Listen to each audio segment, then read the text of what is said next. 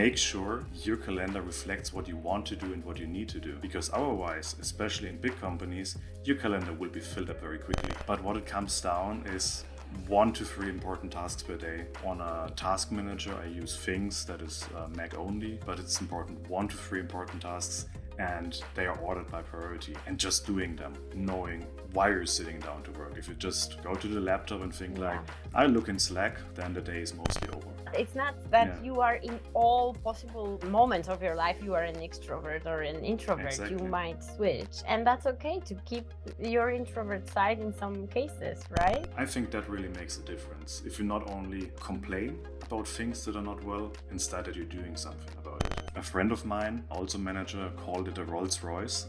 Okay. So R&R, results and retention, basically. That's the job of a good manager. Delivering results, but keeping the people stay in the company.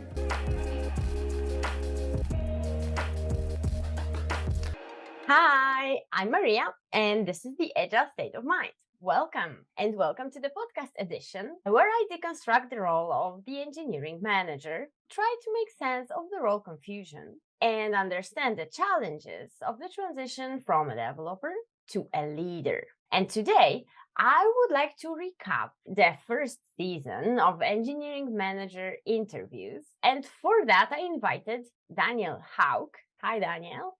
Hi. Daniel is an engineering manager, of course, but he's the lead of other engineering managers or the team leads, and we will talk about that in a while. And he is writing a book on the first-time managers. And you are also now author of a crash course on how to manage people, right?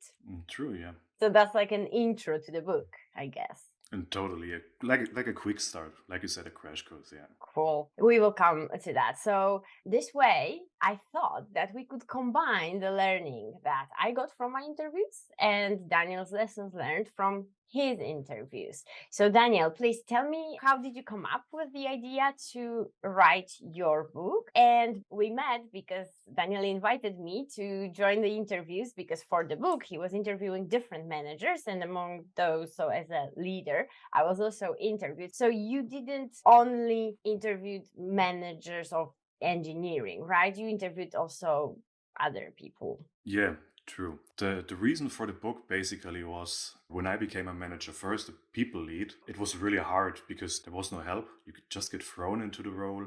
I mean, there are a lot of books on that. There is like great books actually, but when you become a manager, it's not that there is the one guide to survive and stay sane and to learn all the valuable things. Instead, there is tons of books, but mostly it's too early to read them because what you want is you want to survive your first week or months. And that's the intention for this book, to help people stay sane, and also do a good job and not waste the people on the first days. Okay. Yeah, makes sense. What I was also checking is that there were a lot of books on leadership as the grand idea, but not really on how to manage people, right? Like be a leader, have a vision, do this, be great. But then how do you actually become from being a colleague to suddenly becoming people manager, sometimes even of the same people, right? Yeah, totally. I mean, like you said, there is like you don't need big visions for the first day. You don't need big visions for the first 6 months. You basically need to figure out how to survive the first days. You need to learn how to talk to people. You need to know how to run your day. You need to know how to manage a team. And also what you mentioned, it can be tough if you're a colleague or a friend right now, and tomorrow you're suddenly the boss and have to tell them what to do, how to do things. There can be, I mean, this is a challenge on its own. To be a friend especially and then a manager, exactly, and especially to give feedback that's productive. That's not like nice feedback. Somebody did something you didn't like, right? How to do that, and it's so hard. Saying hard things. I mean, before that, when you're in at least in some companies, it's like everything is nice and you don't give hard feedback. But saying hard things, if you don't do that, if you don't learn how to, I mean, the worst example would be if you finally need to fire someone, you need to be able to say it without like hating yourself for doing so. I mean, in the beginning, you probably will hate yourself for doing so, but in my book, I'm also trying to help people overcome that, because in the end, it's all about business or it's all about the job. Yeah. Okay, that's great. It will be very interesting because today, what I would like to do, I would like to recap what all the previous interviews have been about, and we will then start a conversation about what you thought about them because Daniel also watched most of the interviews. So you have your idea, and also we will do quite a recap. So I would like to start with what I found was interesting. So I will just name different things that I noted, and then we will go into some of them or most of them. So for me, the first one was about naming. So yeah, who I did, I even started, and I even in every intro I talk about this. Though we have team lead, tech lead, engineering manager. That are different engineering managers. The ones that lead the other team leads and the ones that actually lead the teams. And then the what is the role, like what do we actually expect, and then we have the preparation. So what can we do and how is the transition happening? So I would like to talk a bit about, like, when you are senior developer, does it actually prepare you to be a manager? And then that when you are transitioning, you still do the IC work, the individual contributor work. So you sometimes still code, but then you already have to do the one-on-ones and so on, and your calendar becomes a mess. So that's why it's like a headway to organization. So how do we organize? How do you organize as a new manager? How do you avoid your calendar being a mess? How do you avoid what you say, like hating yourself because you wake up and you don't know even what to start with? Today I was reading on your crash course that you tried all possible productivity hacks under True. the sun. So I would like your expertise on that one too. And then I noted you and your team. So it's about, okay, you are the manager and there's a team, and you have to build the team. You need to build a relationship with the team members. You start growing leaders. How do you do one-on-ones? What do you have any tips from the interviews I did? There are a lot of templates, like questions, mixing questions, how to do it. What does it mean? Then I would like to move to good practices. So some of the managers, they mention some practices that then the others mention again. So some of them are repetitively mentioned, and I would like to just, even though they are not only good practices for leaders, but also to like what to focus on. So the team members do those good practices. It's so much easier if there are some good practices that just work for anybody instead of reinventing the wheel. I would like to mention some of them. Then we go beyond your team. So what is happening outside? So there was this role is in a sandwich that Miguel mentioned, and I would really like to understand, okay, if the role is in a sandwich, it's not only the people that report to you, but it's also the people you report to and all of the people around that are other roles like PMs and stakeholders and so on. And then we reflect and iterate. So how we don't have to start perfect with everything, start simple, iterate, and so on. And then we do a summary of what there is. Okay, let's go back to the naming. So what do you think about that? Especially as you are also an engineering manager, right? My current title is engineering lead, but it's Okay. mostly, so my take on naming is mostly it doesn't really matter too much. It's more or less about communication, about really being clear about what are the responsibilities. For example, in one company, you can be the tech lead, and that can still mean that you're 100% like the people manager of all technical stuff. And in another role, it can mean I think it was Lewis he was the tech lead, but at the same time, there was a team lead in the team who was responsible for, let's say, people's feelings, especially because most of us in Europe, at least, are not native speakers. To us, the name is just a name, and we're looking for something to structure things. So in my current role, it's like, okay, we have engineering managers. So what is the next level? Because you still need hierarchy. So it's the engineering lead then maybe. Like I said, it's way more important to discuss what is the responsibility and what are the expectations to the role. That would help to have just one name and then everybody knows, like Scrum Master. We understand what's a Scrum Master because it's always a Scrum Master. But then you have Agile coaches. And then it Exactly, becomes yeah. already a problem because somebody doesn't want to be called a Scrum Master. Agile coach seems so much more fancy. And I guess it's the same with Why don't can't we just have team leads, right? In the end, you are a team lead, but engineering manager seems so much more important. Yeah, I mean, it's back to the discussion with like, should software developers call themselves engineers? Don't you need the Mm. engineering degree? That can be a discussion, the same like Vim versus Emacs or tabs versus spaces. Therefore, what I think it's most important, you need to be very clear about what is the responsibility, and the rest is just it's a game about titles always. True. What we take from this one is just to make clear what your role is, whatever it becomes, you are named. So this is also what you're saying, like you need like a crash course. So the first thing you explain to people, right? So the first week, Mm, hey, I am the new manager, which means, by the way, that I will be doing this and I'm responsible for this and that. And people then know what to expect from you. And I also like, because when we go to like the role, what it actually means.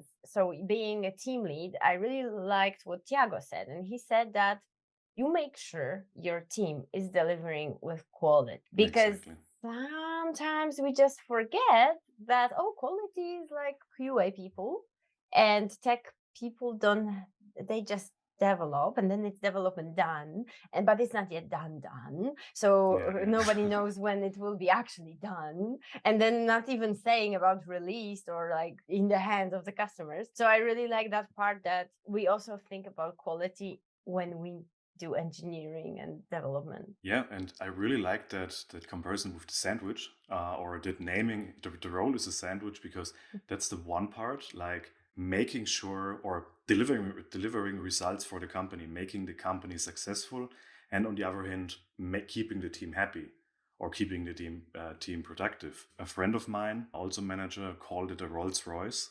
Okay. So R&R, results and retention, basically. Mm. That's the job of a good manager, delivering Mm. results, but keeping the people, making the people stay in the company. Yeah, I really like, I think it was Daniel Gorgon. He said that it's like the sweet spot between Mm, what the company needs and what will motivate people. And I think that, yeah, I like also, I like the Rolls Royce, I like the sweet spot. So on in the end, it's never just happy people or yeah, just happy company. Yeah, it makes sense. This results and retention. We keep yeah. our people, because even if we provide great results but people are burned out, that's not a success. Do you think that would be like a success criteria, like the North Star metric? Could be, yeah. I mean, that's in the end, that's the perfect, or what I discovered is the perfect job description. Because if you only focus on one of the sides, you either won't have a company anymore or you won't have a team anymore. So, Yeah, yeah, true. that Yeah, would be a great. good metric. I agree. You can't have just one. You have to have two metrics to be Yeah. successful. Great. And now we can move to the preparation part. You mentioned that at the very beginning. Like, do you think it changed? Because you said that when you started, which I imagine was a few years back, do you think that changed a little bit right now? Are the companies putting some budget for training of their managers? I would say it really highly depends. You have big organizations like, with 3,000 employees plus, something like that. There is always a department that takes care about the organization or the culture overall. Something like agile organization development, things like that. There you probably have some, you get sent a PDF or you get sent a Mhm. video course on how to be a manager, or even you get formal training to do that. Mhm. But then there is the other side. Okay, someone leaves, we need a manager. You over there, you're Mhm. the longest time here, you're a manager now, do it.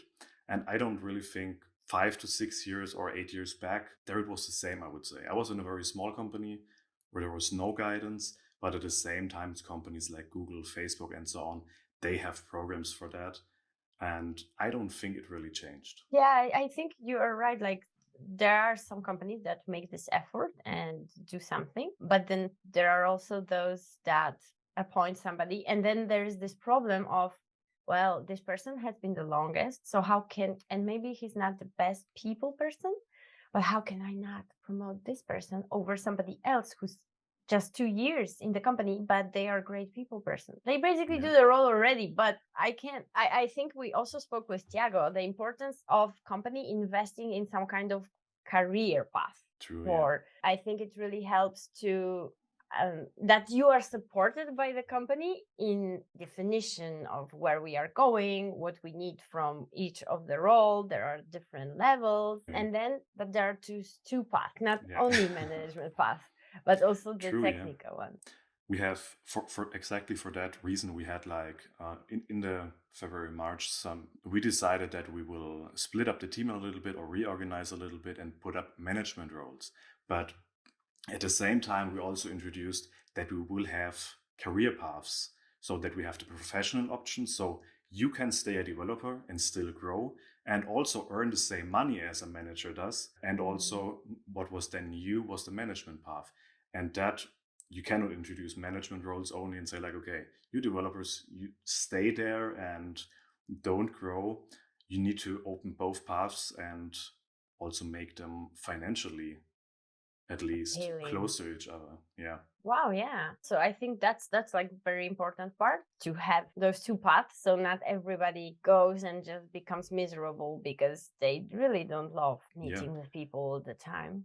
Yeah, and especially, I mean, if we take that example of the guy that is the stays the longest or is the longest in the company, he will probably be desperate and will be looking for change and will be applying for such a role because he doesn't see any other options. And therefore, if you offer those people growth in like, let's say, maybe another technical role like architects, quality engineers, then they see some perspective and then they won't apply for these roles because they actually don't want to do it.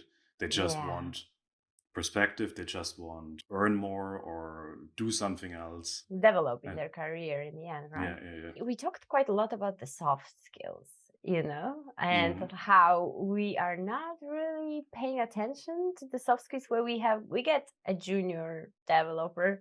It's like, well, just code. It's so great. You just focus on coding, and we don't expect them to do peer reviews. We don't expect them to do anything. We just expect them to code. And then suddenly you end up, even though you are on the technical side path of your career, at some point you need to meet with people. It's what Luis was saying. He was a technical lead, so he Mhm. wasn't managing people in their development, but he still had to talk to people and mentor them technically, right? So Mhm. then it was soft skills. People, please. Yeah, like you said, that's totally forgotten. And at some point in your career, you will just require it. You will need it to advance because when you're a junior coding all day, that's fine. But even then, you could already start with things like learning how to figure out how to plan your day because that will make a huge difference. When you then suddenly need it, it can be all or it's never too late. But at that point in time, yeah, then it sucks to not know how to approach someone, how to give someone feedback. Giving feedback is our own skill.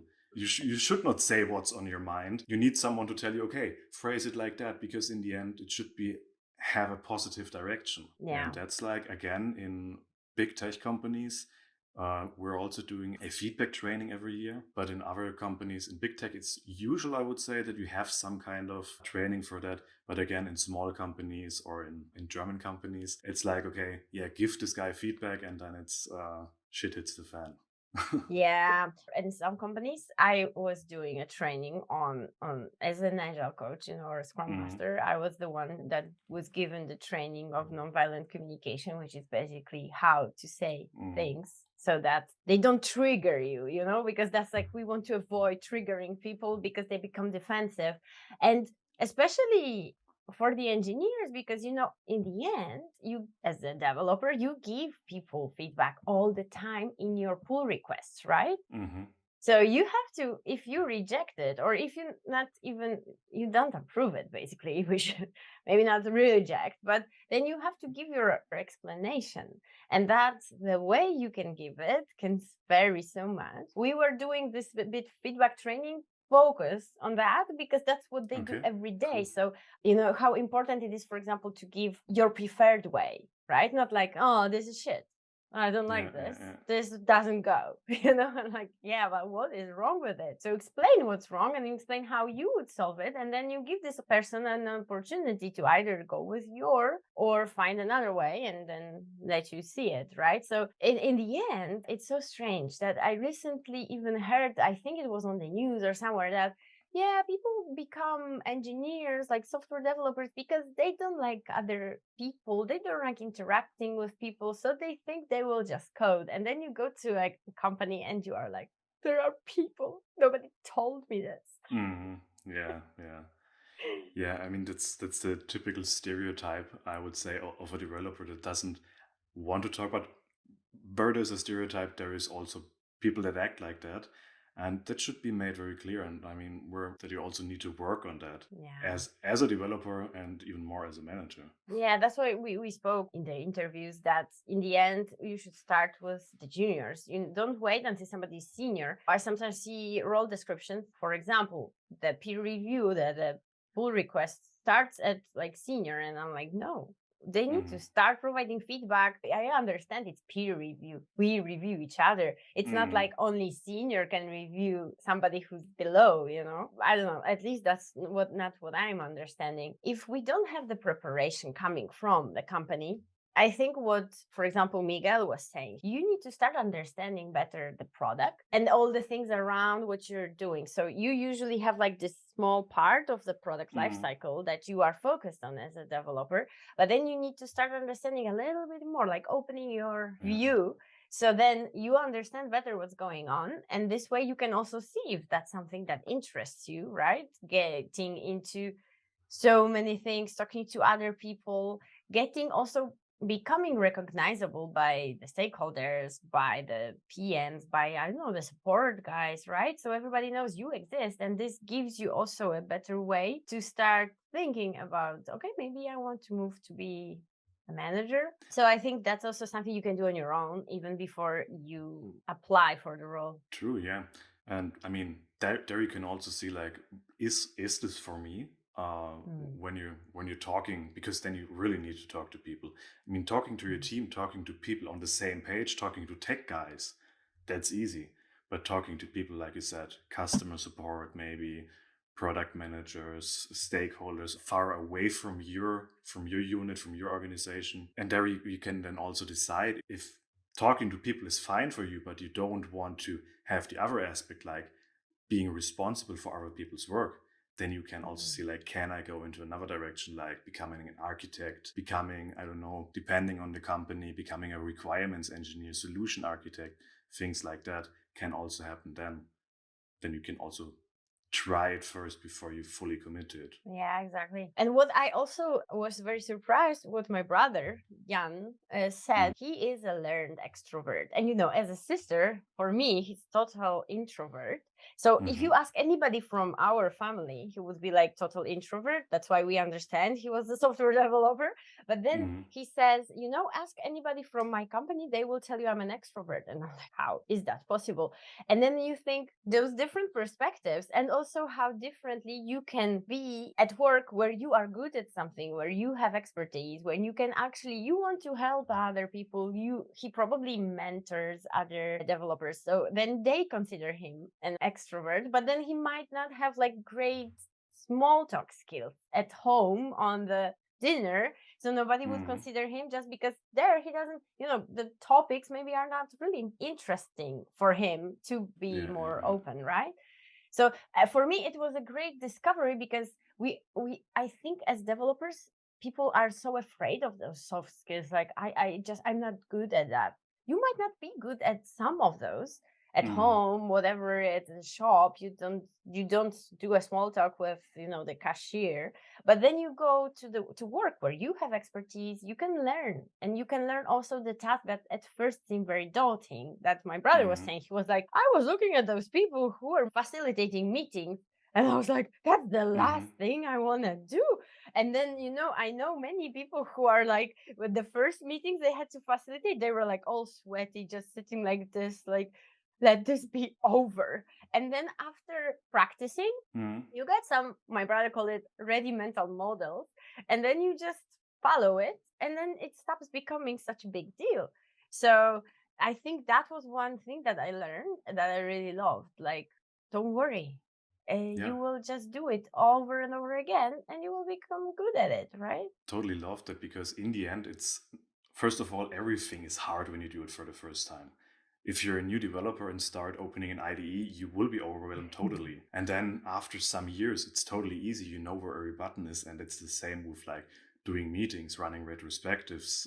Mm. Even when I was a first time manager and stood in front of the CEO and had to present my team, I was shaking, I was sweating, I even thought about running out of the meeting and like because I couldn't speak anymore. And after that, I thought like, yeah, it wasn't that hard. And actually, Mm. people aren't that bad. And if you even go with that mental models, if you prepare a checklist, either it's in your head or you do it even on paper, you say like, okay, this I need to do before the meeting. For example, before our talk, Mhm. I turned off my Wi-Fi because then definitely the connection is better. And that's when you go into a meeting. Okay, check, is my laptop charged? Make everything as easy as possible Mm. so things don't fail. And the next time it gets second nature. And that's Mm. also with talking to people.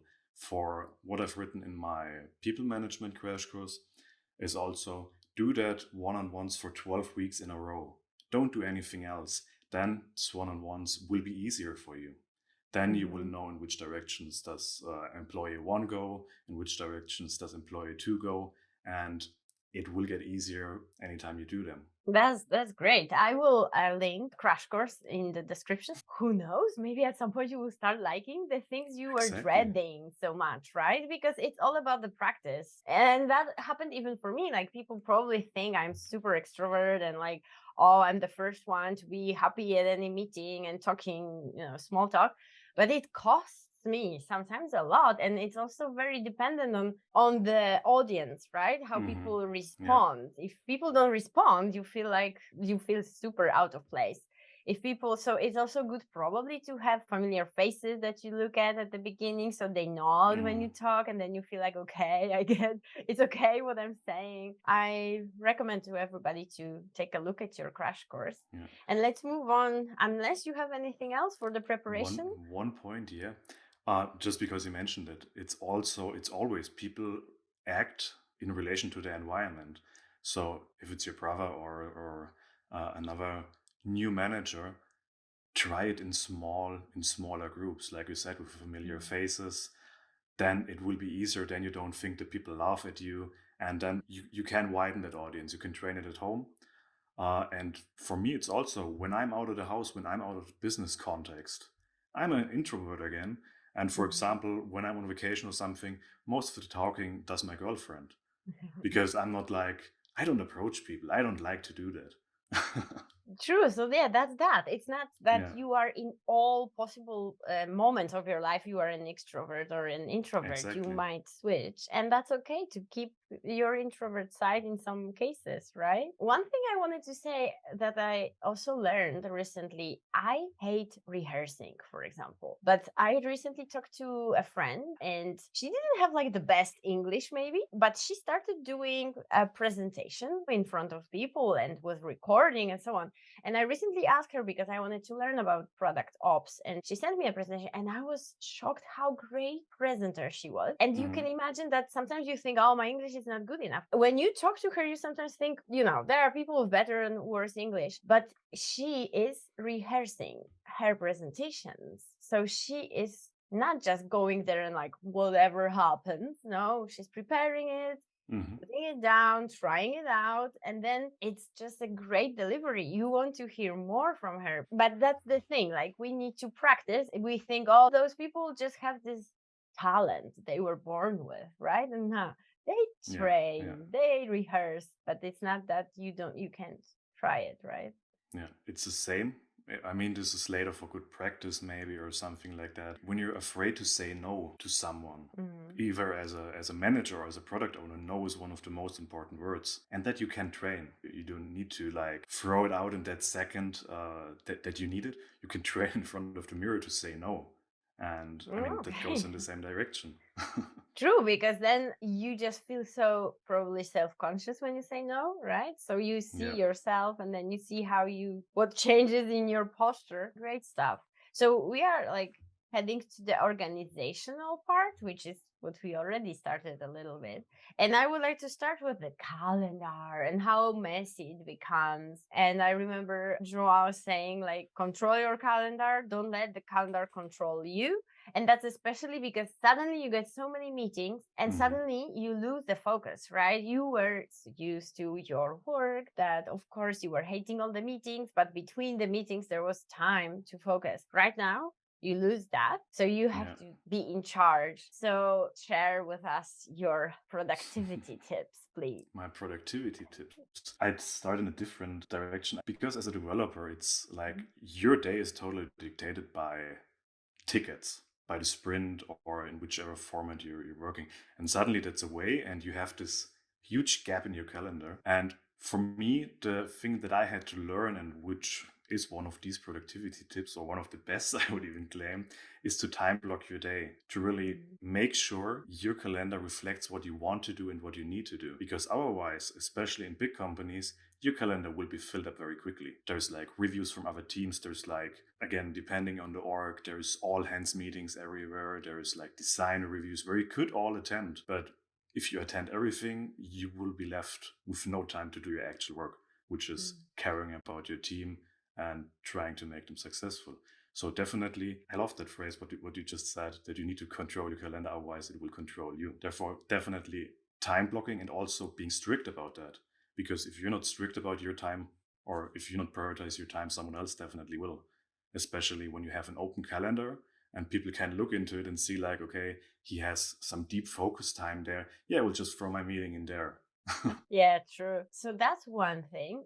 And then, how do you have any pro tip on how to actually schedule those one-on-ones? Some of the guys were saying like maybe you shouldn't have like all of them at the same Mm. day because you will get exhausted. What's your tip for that? So for me, I always I communicated very clearly that the one-on-one is set to 30 minutes, but I always block an hour because sometimes people will to blow off some steam. People will have Mm. issues. People will have, let's say, a family drama or whatever they want to talk about, or they want to just discuss with you, or and therefore I'm always doing a maximum 3 a day. So that's like, and I'm also doing them in the afternoon.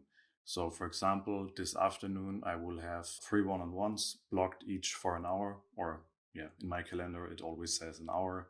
And after that, yeah, I'm definitely exhausted. But also when I'm exhausted or when it's too much because you're talking to human beings, there always can something can come up. Then I will tell the next person in the slot, I will ask if we can move it to another day because that also would be kind of unfair for them Mm. if I come to the meeting totally exhausted. Or, I mean, it also can happen that out of one-on-one, some follow up comes where I need to act on immediately. Let's say there's a bigger project issue or some personal issue where you have to do something afterwards, then you can also move it to another day. Yeah, that's Yeah. a good tip. True. To be fair with everyone. Do you use anything for, like you said that you're blocking your calendar, but do you use any technique for like Pomodoro or anything else to help you actually focus? Because you know what happened to me? Like I Hmm. started working as a Scrum Master and an Agile coach, and then at some point when I had so many focus switches, I Hmm. noticed that it's really hard for me to focus. I would do hundreds of things at the same time. Like I start a presentation, but then I look here, then I respond to Slack, then I do, and then I'm like, Mm. I need to do all those things. Otherwise, it feels like I can't anymore focus. But I also understand it's a bit different because developers usually come from like highly focused, so they have the other way round problem. But when you actually start, like, there are so many pings, like people ping you on Slack, and some people don't even realize that this is not for urgent things. You put something on Slack, you shouldn't expect somebody to respond directly to you. So, how do you have some hack for that? Like many inputs. First of all, I mean, what I really like to do is the do not disturb mode. That's my Mm. one of my best friends, so to speak. And I also leave my phone in another room because if I would Okay. see it, I usually don't have notifications Hmm. set up on my laptop. I'm in D&D all day long because at some point I will cross Slack. Hmm. So there is nothing that urgent, and if there is something that urgent, they still can call me in Slack. Then there is a Hmm. notification. What I liked, I don't can recall from which book it is, don't respond immediately. See how slow you can get away with responding. And then another thing for me always is like, I'm a huge fan of Stoic philosophy. Uh-huh. And there is this what's important and what's in your immediate control. So, what is really important, what cannot wait. And I'm also very open to people when they back move stuff that is not important right now or that can wait. And being very clear also about what is the expectation in your organization. So, do we have a 4 hour return policy? So, you have to return to someone in 4 hours, or is it 24 hours, or is there anything like that? Just being clear about what people can expect from you. And that you can also, what we're doing in our organization is communicated via the Slack status. So, for example, right now, I have in my Slack status deep work. So people know I'm doing something, or it's better not to distract me because I probably either I will be pissed or I won't be answering. It's more or Okay. less the later. Yeah, So it's a bit like moving what you were doing in the office, right? When people were putting, for example, the headsets exactly. Yeah.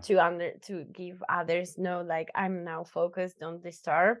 And then when they didn't have them, like, you can disturb. So it makes sense, because I think the biggest problem is that we sometimes feel, oh, somebody's saying something, I need to just reply whatever it is. And then sometimes, so we don't distinguish between urgent, because somebody is actually crying out loud, Mhm. and important, that is actually something that we have on our list and we should do. But then I think it's also about, sometimes you sit down and you have like those very easy tasks that you can just respond and say, hey, no, this won't happen tomorrow, blah, blah, blah, blah, blah, blah. You just clear those like Mhm. easy things that you can directly close. And then you focus on the important stuff that's from your priority list. Yeah, I think I totally ignored your question for the task management or Pomodoro because for me, after trying out all of that, and I mean, I probably spent a fortune on productivity apps. I read many books getting things done. I tried Mm-hmm. Pomodoro technique. I tried really all of that. But what it comes down is 1 to 3 important tasks per day. Either they are in front of me on a notebook. On a task manager, I use things that is Mac only, but that stuff doesn't really matter where it is. But it's important 1 to 3 important tasks, and they are ordered by priority, and just doing them. Yeah. Probably then you really feel good, and then you're doing it the next day. That requires, of course, some sort of planning. So you need to really be intentional about what you're doing. But that starts all with like knowing why you're sitting down to work. If you just go to the laptop and think like, Yeah. I look in Slack, then the day is mostly over. True. There was also something interesting from Daniel Gorgon, and he said that he usually prefers to write the to-do list at the end of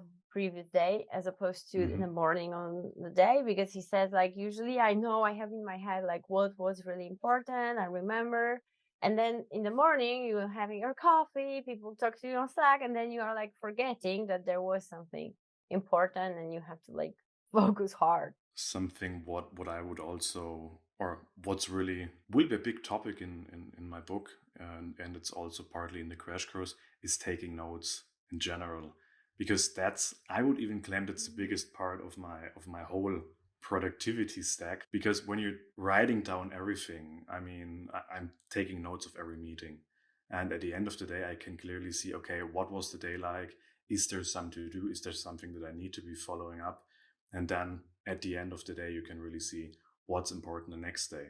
Usually, there is something already that I should be doing on the next day, but if throughout the day something comes up that is has a high priority, then this moves to the list as well. So then it's not only about taking notes, it's also about reading those notes that you took. Using them, making use of them exactly.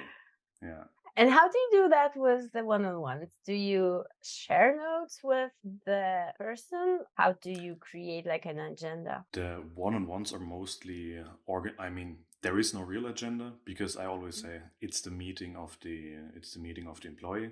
We Mm-hmm. have a shared Slack channel, so it's not just in the DMs. I have a Slack channel with everyone that is called one-on-one dash name dash Daniel, so that they also know it's with me. And there we drop bullet points and, for example, like Okay. salary discussion if someone Mm-hmm. wants to have get more money or such, and that's the agenda for the next meeting.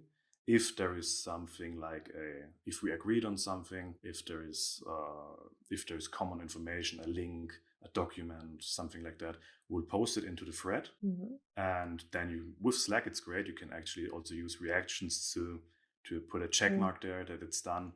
That's how the agenda is coming together. And then for me, I will also take my personal notes about the one-on-one, because in the end, I was in a situation where I had 40 direct reports. That Wow. was way too much, but still, you can be close to people if you're taking notes about what they say. There was a guy that was doing his driver's license, and so every time we had a one-on-one, I could say, and how is it going? When you write it down, on one hand, you can refer to it, you can use that, you can make use of that note, and on the other hand, by writing it down, you really will remember it and can be actually close to the people. Yeah. Yeah, I think that's the most important part, because after two, three one-on-ones in one day, even you don't remember who said what. You remember what was said, but sometimes you confuse, right? Yeah, I mean, that's also when you're taking the notes, it's not that I'm writing down everything they said. I try to figure out the important stuff, the important themes, what is currently going on in their life, and also where can I help them with. For example, Mm. when someone has an issue with another colleague, with their product owner, I will note the name. I mean, I'm using Obsidian. That is like where you can always cross-reference other notes. So, for example, every employee or everyone in my team has their own note that I can refer to. And Mm. if I then open that product owner's note, I will see it's linked in a one-on-one document. Therefore, I can also see like, okay, I should talk to the product owner, not say that developer is not liking him anymore, but like, hey, when was the last time you talked to your developer or to your teammate? Maybe you should do that more often. And that is only possible if you have that notes. Nice, interesting. So yeah, and we moved to you and your team, the part of building a team and doing one-on-ones. From the interviews, I got a lot about like build the team, set the purpose, why we are here, like how important it is and how hard it's also when you are in remote and you have to create a new team. And it's like you have people assigned, a Mhm. group of people, and then you are making a team out of them, and how to do that. Yeah. Do you have anything on that part of when people become a team? I think the why is a good starting point. So why we're here as a team, setting a purpose for the team, what they are actually working on, why they're making the customer happier, if it's internal, external. But then also see with the one-on-ones, you as a team lead already know what is, or you should know after amount of time, you should know what makes people happy, what is their thing, what are the challenges. Also, what I like to do is when I have one-on-ones, I always, and that is great when you're working remotely, you see the background of people. I could ask you Mm. what's the book on your shelf. You can discuss, for example, with IT people, there's a lot of home automation that you maybe can see. You can see Spot and Alexa. You can be very certain that it's not in the default mode anymore. And then you will know what makes your colleagues happy, what drives them. And then you can also easier find activities for the team or topics for the team to talk about. And if you're then in a daily or in a meeting with them, just bring up the topics and Mhm. put topics or put themes on the meetings, like when they're having their weekly or when they're having their daily and there's still time left, or they just stay in the channel, talk about the interests that the team has in common. So And this is then, how you make sure people relate to each other and yeah, find kind common yeah. interests. What we did in a former company was also, we had every second Friday, we had it was called State of the Union. Mhm. And the first maximum 15 minutes was talking about officials, like who joined the company, who left the company, Mhm. how are the numbers, and so on.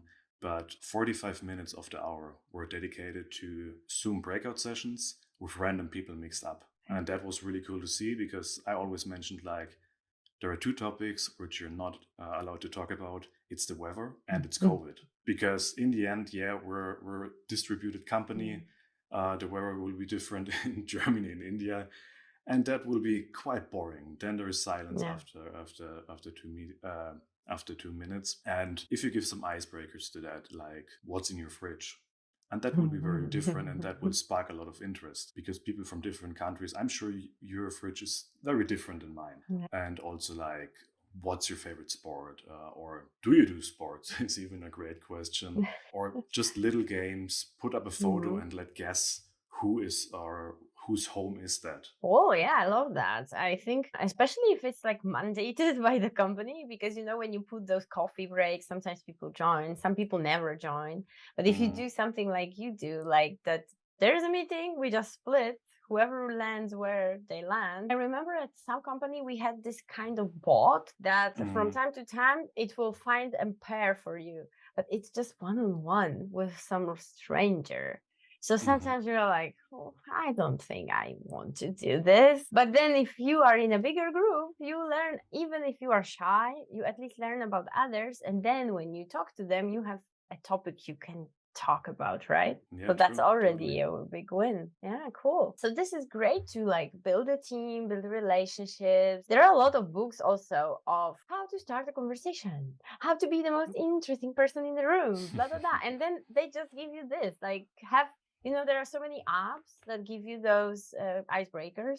So, for example, I use the Parable one. It's like an app to automate retrospectives, and they Mm, have like a random question at the beginning. I like to use the same question for everybody, but they can also like change it. But it's great to, like some random question, like you said, like what's your new fridge? Like, ooh, let me check. mm, So I really love that. And then we spoke a lot about growing leaders. Lead by support, give autonomy, empower engineers. And what I liked what you also said, because you are making so many notes, you know people already. And I really loved when Joao was saying, like, you get to know who is good at what. And then some people will be good to do pair programming and you like push them a bit. You not only delegate, but I mm. think it's hard. And I have a lot of conversations with some managers and they say, I will not ask people to do what they don't want to do. But if they never do it, they will not know Yeah, they like yeah. it. And if, of course, if somebody is very shy and you suddenly tell them to present in front of a CTO, maybe that's not the best thing to start. But have this, like you see that this person doesn't go too much to people. So maybe just do per programming with them, right? Something Yeah, small yeah. so they can start. Totally, yeah. And I mean, it's always nicer to it's always nicer to do what you're doing, to stay inside your comfort zone. But I think it's really also a job for the manager to push people outside of their comfort zone. And there maybe not everybody would agree with, but I would even do that on a personal level. So Mhm. like try to convince them that it maybe would be great to pick up a reading habit or pick up a writing habit, something like that, but not always by pushing, not always by, hey, here's the next great book you should read, but by also being a good example, saying, okay, hey, I've read this book and you should really try that, or maybe just look at that quote. I've Mhm. learned it in this book, I've learned it in that book, or while I was working out, I listened to that podcast, you should really listen to it. Mhm. uh, that can also be a form of pushing even outside of work. That's great. I also, from my brother, Yannick, he was saying that there is this app, I think it's actually German, Blinkist. I find it awesome, because Mhm. it gives you summaries, like 15-minute summaries of all the books you can imagine. And Mm. he shared the app with me and I started listening to it. And sometimes I was like, there were so many books that I felt like, oh, this is the great book everybody is, but I never have time. I have all the other books on my list before I go to that book. And then Mhm. you listen to the book and it's like, but I know all of this already. Like you feel so good because you're like, Yeah, oh, finally, first, I know what that book is about. Maybe I didn't read it, but I at least know the idea. And then I know that already. And then you feel like double great about yourself. yeah, yeah, yeah, and that's also a form that was a form of pushing, that you got to know this app. And I also Mhm. did that with, also by the way, another German app, Freeletics. Okay. uh, don't know if you know it. No? It's a fitness app, it's a workout app. Okay. And I'm sending around invite codes to people that are just like, yeah, I was thinking about if I should maybe start working out again. And as soon as they say that, they will have that in their inbox from me. And then I will ask them every time, like, oh, have you started already?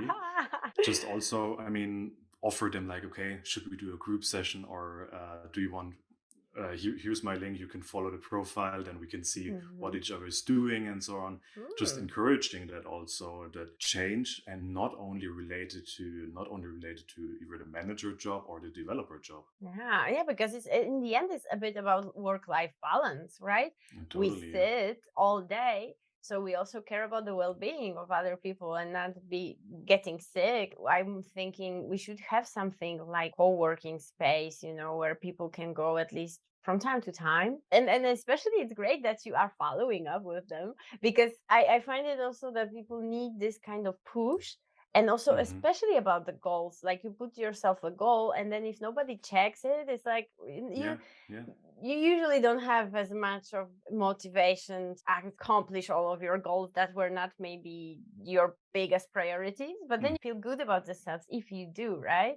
And then yeah. you also have better mood, and then everything goes into place. I mean, also my own manager, my boss, signed me up for a half marathon, which I Oh, never wow. intended to. And let's see if, if I'm going to do it. But it's then also, if someone that you respect does that, Yeah. then you feel more obligation. I know it would be good to actually do it. Therefore, it's the most.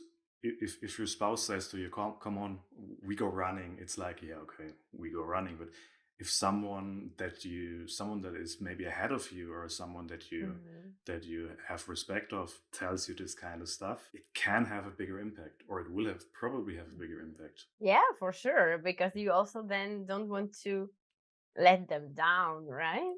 Totally, yeah. I wonder what I would do. I hate running. If somebody did I that do to as me, well. like maybe quarter of a marathon for starters. Hmm. Yeah, I thought the same. I've 7 or 6 or 7 months to prepare for that. Okay. But yeah, it's a big thing, and but you get another sense of motivation if someone is Hmm. keeping you accountable for that. And Yeah, that true. can now, it's like it's 4 people in the company that are doing that, and it's like, okay, Ah, I don't want to let them down. I don't want to be the only one that is not doing it. yeah, true. Oh, Yeah, then it's even peer yeah, pressure. yeah, Cool. yeah. Okay, so now we are a bit beyond the team. So, Hmm. your relationship with the rest of the company, we were talking quite a lot about especially the PM, because it's like a pair, right? You both have some kind of influence over the team, and the relationship better be good. But Hmm. then there are also some other people. So I would like to ask you also about your manager. Like, do you get support from your manager? How is that working? Definitely. So for my current manager, I'm totally happy with the support there. Apart I from don't the I marathon I part. don't have to say that. No, but for my current manager, totally. But also in the past, of course, there were managers that have supported me well. Also, so peers that have supported me well. When you're a manager of developers, you also need to be do well with other managers, because let's say your team is developing something for customer care, Mm. you better do well with the customer care manager, because in the end you really want to build what they need, and don't have some spec thrown into Jira and build 7 months without releasing to them. Instead, you want to have a good relationship, not only you with the manager, but your team with the people there. Mm. And therefore, with your own manager or with other people in the company, I think that's what means power for a manager, or influence for a manager. Yeah, okay. So also caring about the dependencies and other your Yeah. customers in the end, because they were your customers even though they were inside. But also, when you're like what you mentioned with my manager, or with managers in other hierarchy levels, I also think it's important that you up or down, that you're connecting people with each other. So Mm. let's say that I, as a manager of managers, connect one of my managers with other team leads throughout the company, just to make them talk, just that they don't fall into building silos or building Mm. walls up again. Okay, so then you having like a bigger picture are able to. I really find a lot of similarities where I talk to those managers in the roles of Scrum Master or Agile Coach, because in the end, it's that. It's like finding gap, the bigger picture, and not only looking at like one role or this part Exactly. of the product life cycle. That's why I have always worked on like how should the process of the bigger picture look like, and how can we make sure people collaborate with each other throughout this process and not only in silos. So this is funny for me because I remember at the beginning I used to like share a lot at home, for example, like, this happened, this person said this person said that. And my husband was a developer, and he didn't have so many stories. But once he become a head of engineering and so on, suddenly he's dealing with so many people a day, and you can see how even the stories that tell each other, change, because suddenly when you deal with people, it's just Mm. so complex, and people start talking a lot because your day becomes sometimes overwhelming, unexpected, and so many things happen because you're dealing with people. It's so much Mm. different than if you just code. I like this graphic where it's like where it visualizes how many connections people have. Because in the end, when you're in a team of four, these people all have their connection with each other, but also with their manager. And as soon as you go, like, I don't cannot recall it exactly, but if you're in a team with like 15 people, you have over 1,000 connections, something like that. All of this communication, all of this talking to people can really get exhausting. There can come out a lot of stuff to talk That's why about. you also need to have a good manager that will then listen to you, so you don't have to take all that things Yeah, to your yeah, home exactly. and explain like, oh, again today, I don't know what. Like, it's really good. I think Jana was saying that it's really good to have this support in other managers, because in Hmm. the end, then you realize, and many people said that, like, you realize, Tiago said, there is no seniority in people management, because as much as you learn and know, and you can have great tools, great stuff, but then there will be a problem you never face. There will always be, there are Hmm. like infinite numbers of problems. So then you see that people with many years of management experience, they also have these problems. They come to the Hmm. group and they share like, hey, this happened, can anybody help, how can I solve this, or what's the best way to get out of this challenge, and so on. And I think this is why it's so important to create this support group, so you don't Hmm. have to take all your problems home with you, but you can really keep them at work and solve them at work with Hmm. other people, right? Yeah, true. And either it's inside a company or even outside. I have a weekly meeting with two former colleagues, now friends that Mm-hmm. are also managers. And we're also just like one of them is working in a smaller company as I am, one of them is working in a bigger company as I am. And it's just great to have different perspectives from the company view, but also because the people now know me very well. That totally helps. These meetings are totally valuable, and yeah, can only recommend it. Inside or I mean, Okay, yeah, probably I both never even. thought. True, true. Whatever you feel more comfortable with, because maybe sometimes inside you don't have many other managers you can happen, right? So yeah, I think it's great to have this support. So then your spouses, girlfriends, whoever you will live with, can be in peace at Hmm. home. It's like being a therapist, right? You Hmm. are a therapist, but then you have a therapist for you because you are dealing with a lot of problems. And this is the same. You are dealing, it's like being, people said, you need to learn about psychology if you want to be a manager. So you Hmm. also need somebody to load off the all the things you get, right? Yeah, And yeah, be able to move on. And sometimes we need to talk about them. Otherwise, they keep in you and you become like anxious and frustrated. totally. Yeah. I think even when I first got into management, I always thought like the upper managers, the C level and so on, they must be really resilient and they must be really tough to keep all that stuff. But then when you're getting close to C level, you also see like, okay, they have the same problems that I have. They just found a way of either dealing with it or they are not in the C level very long. Yeah. Yeah, true. We think that somehow people have like some magic trick, Hmm. right? And that's why it works. And sometimes it's not like that. It's with the rehearsing and all that stuff. You Yeah, just by practice you become more resilient, not the other way around. exactly. Yeah. Wow, I think we have been talking over an hour.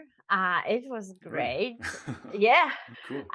So yeah, exactly. So we skipped the good practices, but well, there are so many. I can even do maybe like short video just with the good practices. So I would like to ask you, I'm asking everybody always at the end, like, what would be your tip for the first time managers or people that are considering to become a manager? If it would only be one tip to become a manager or to try becoming a manager, Hmm. it's like picking one thing and improving it in the company, in the team, every day, all day.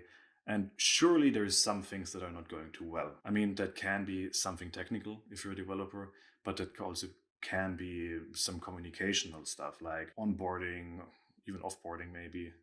Mm.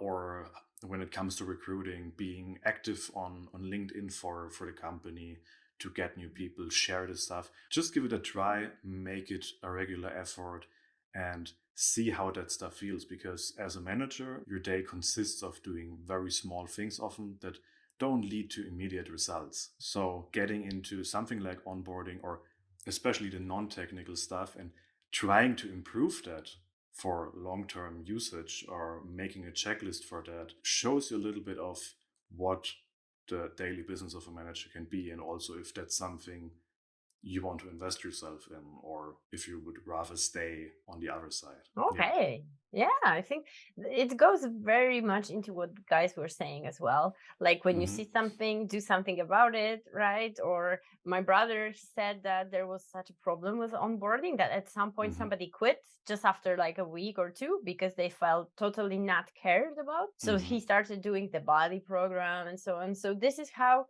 you also prove to others, like to yourself first and then to others, right? That there's something more than just Hmm. what you do. Exactly. Cool. And also that you're like, that people can count on you, because what I think totally makes or separates the people that are like, I will be a manager one day, I want to be a manager. What separates the people from that are really good managers is that you're not just talking about it. I had a conversation with a guy like probably 4 years ago where he said, I said 2 years ago that we need to go on AWS. I responded to him, yes, you said it, but you didn't do anything about it. I think that really makes a difference. If you not only complain about things that are not well, instead that you're doing something about it. Yeah, those people that are like, I told you so, versus those Mm, that actually jump and start doing something so it becomes better. yeah. Very good tip. I like it. And before we go, because now we are working remote, everything is different. Do you see how that, and now we are not. And now we are getting Generation Z, which is like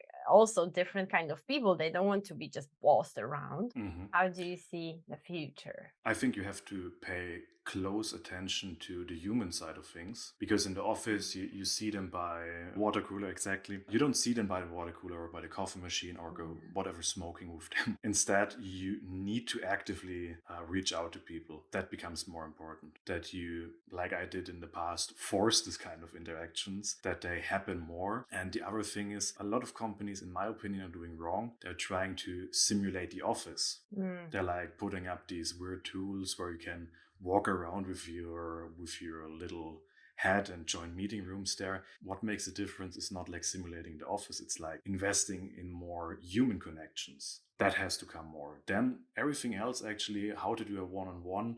Sure, we now have a screen between us, but if you pay attention to the person next to you, if you really take the time to listen to people, I don't think that much will change. Instead, you only have to like get more into these interactions and do them more regularly.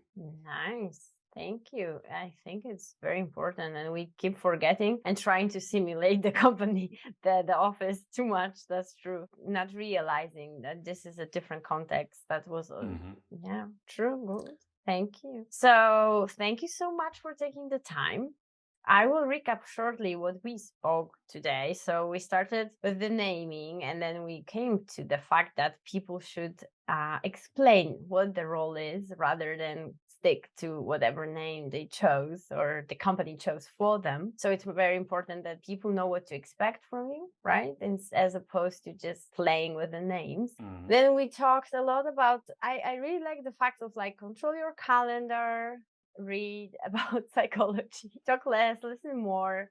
And we have a lot of those, like listen actively, and as you say, like Hmm. make notes, really understand other people. And I really liked what Daniel Gorgon said last episode, that listen not to respond but to understand. Hmm. And that's Yeah. what you are saying, right? You're looking at around the house and trying to understand, okay, this person has this book, or this person likes this kind of music, or has Hmm. strange stuff in the fridge. So it's really about trying to understand and seeing the other person. And then learn extrovert. We spoke about the soft skills, right, and how they're important, and you can learn. It's not that it's given. And then we haven't talked about trust a lot, but I also noted it for myself when I was doing a recap. Like, we start with trust, right, and Hmm. then people can disprove it for you, but we Yeah. start with trust. And this is very important, to not control too much. Trust is like the cure, right? We trust people will do their job if they have the objectives, if they know what we want to do. So again, building the team and understanding why we are here, what we are trying to accomplish, and then empowering them to do it. I really love the curiosity Miguel mentioned, and you said about that a lot as well, that we should understand a bit more, try to find something you can improve, do something more. It's just show curiosity outside of whatever you are doing, right? What is not working for others. And this way you get a bigger perspective, and you can check whether it's for you to become a manager. And there's no problem if you just keep on being a technical In the tech contributor. path. Yeah. And then I think in the end, for me, something very interesting was that expect anything to happen. Don't think you will be prepared for any scenarios. You're working with people, something very unexpected can happen. And we were talking about it. Get support from other people who do something similar, so you can also talk to them and have your own therapy with the managers. And yeah, I think that's basically that. It's all about the relationships that we create in the end, right? Totally. I mean, one interview was finished with the sentence, leadership is not a role, it's a relationship. And I really liked it. Yeah, I changed it from Gabor Mate's lecture for Hmm. parenting, and I changed, the Oh, as a okay. parent to a leader, because that like, we talk so much about the role. In the end, it's a relationship, and we can get away from that. So we just need to start liking people more and Yeah. listening more to what they have to say, right? Thank you so much. Really appreciate the time. It has been a lot of time that I took from you. Thanks for having me. It was really interesting, and I encourage everyone. I will add the links to your crash course, and whenever you have the book, can't wait to share on my channel as well. And we will talk again back then, I hope. Hopefully, yeah. Thanks a lot. Thank you. Bye bye.